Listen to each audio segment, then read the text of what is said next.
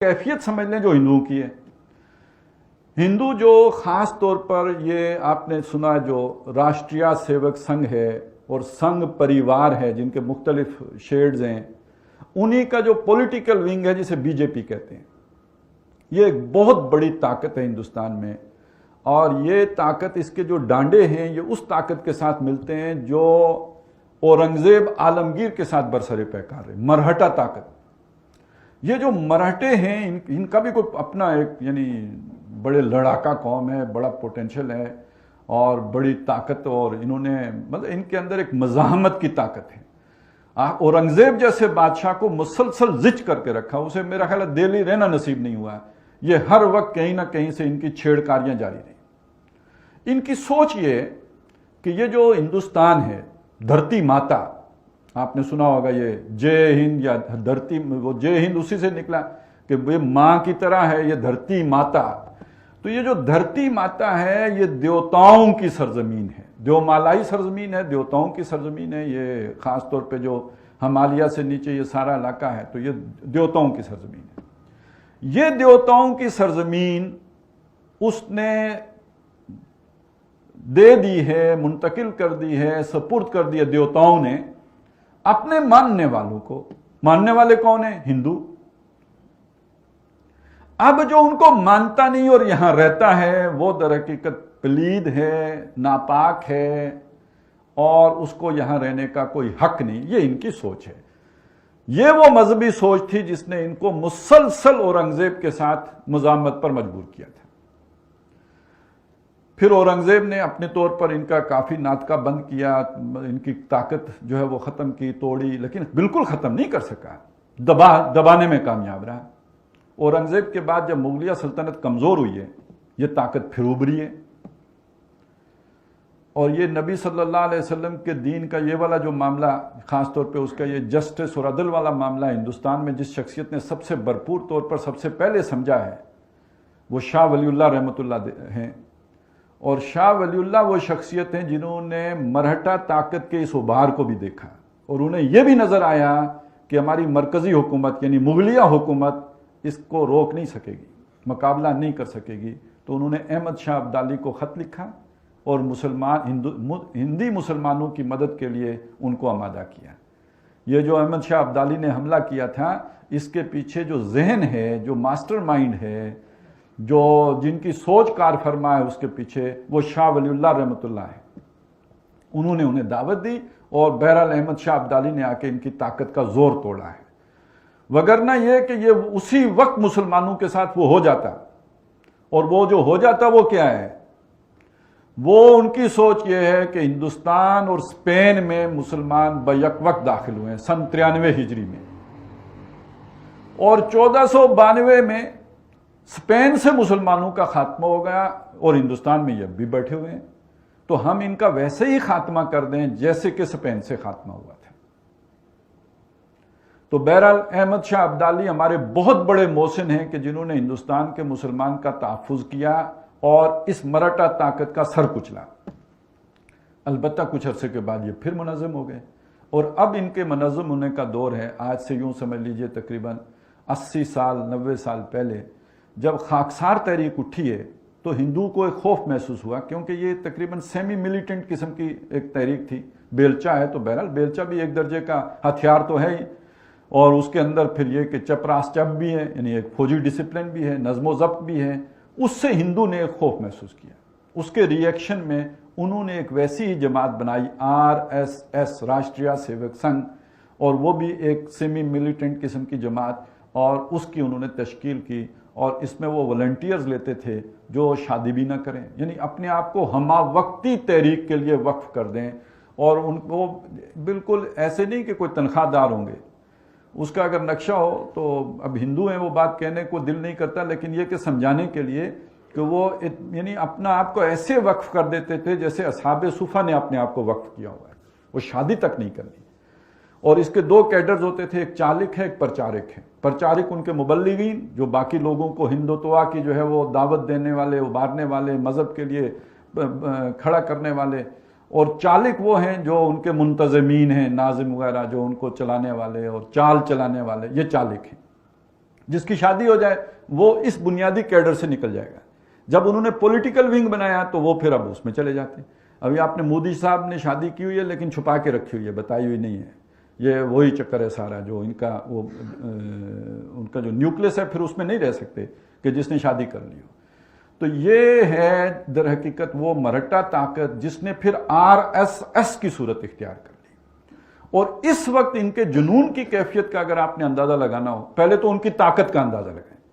طاقت اگر ان کی دیکھنی ہو تو بابری مسجد کی شہادت دیکھیں. کانگریس کی حکومت ہے جو سیکولر ہے, اور اس حکومت میں وہ اپنے لاکھوں والنٹیئرز کو لے کے نکلتے ہیں. اچھا آپ ذرا سوچئے, آپ 1000 آدمی کو مشتعل کر کے لے کے آئیں نا سڑک پہ, وہ آپ کے کنٹرول میں رہے گا؟ وہ وہاں جاتے ہی پتھراؤ کرے گا, پتہ نہیں کیا کیا کرے گا, جو آپ نہیں بھی چاہتے وہ شروع کر دے گا. لیکن یہ لاکھوں لوگوں کو لے کے نکلے ہیں, کوئی جلاؤ نہیں, کوئی گھیراؤ نہیں, کوئی فتنہ نہیں, کوئی فساد نہیں. ایودھیا گئے ہیں, مسجد گرایا, واپس آ گئے. جس مقصد کے لیے گئے وہ پورا کیا, اس کے سوا کچھ بھی نہیں کیا. اس حد تک ڈسپلنڈ اور آرگنائزڈ لوگ ہیں. اور اگر آپ نے دیکھنا ہو کہ ان کی پینیٹریشن سوسائٹی کے اندر کتنی ہے تو وہ ہندوستانی اینکر سے پتہ چلے گا آپ کو. یہ بات میں کیوں کہہ رہا ہوں, آپ نے ان کو ان دنوں سنا ہوگا, وہ معقول لوگ ہی نہیں لگتے, پاگل جنونی لگتے ہیں نا. تو کیوں وہ جنونی بنے ہوئے ہیں؟ یہ جو ٹی وی اینکرز ہوتے ہیں یہ تو در حقیقت جو معاشرے کا ٹرینڈ ہوتا ہے اس کے مطابق بولتے ہیں. یہ ٹرینڈ سیٹر نہیں ہوتے, یہ معاشرے کو کسی رخ پر ڈھالنے والے نہیں ہوتے.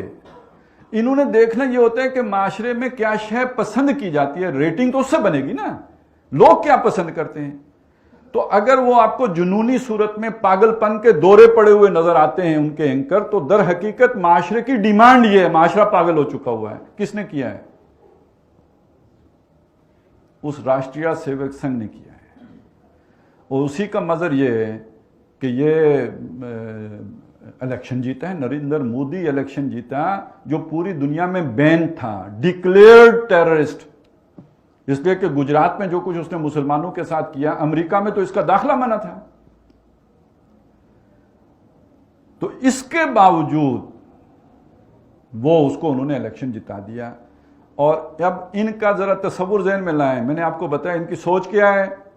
ان کی سوچ یہ ہے کہ یہ پوری دھرتی ماتا کس کے لیے ہے؟ ہندو, صرف ہندو کے لیے. لہذا شروع میں ان کا نعرہ تھا آج سے کچھ عرصہ پہلے کہ مسلمان کے 2 استھان,